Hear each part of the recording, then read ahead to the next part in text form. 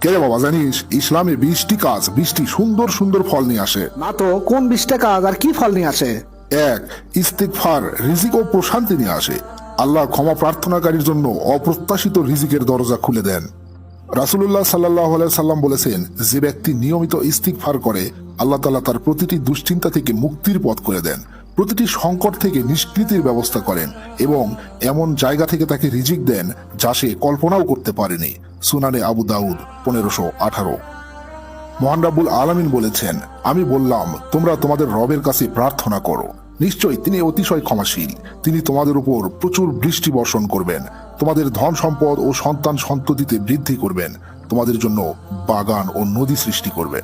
সূরা নূহ। 2, তাকওয়া সংকট থেকে মুক্তি এনে দেয়। যে আল্লাহকে ভয় করে আল্লাহ তার জন্য পথ সহজ করে দেন। মহান রাব্বুল আলামিন সূরা আত-তালাকে বলেছেন, আর যে ব্যক্তি তাকওয়া অবলম্বন করে আল্লাহ তার জন্য নিষ্কৃতির পথ করে দেন এবং তাকে এমন জায়গা থেকে রিজিক দেন যেখান থেকে সে ধারণাও করতে পারে না।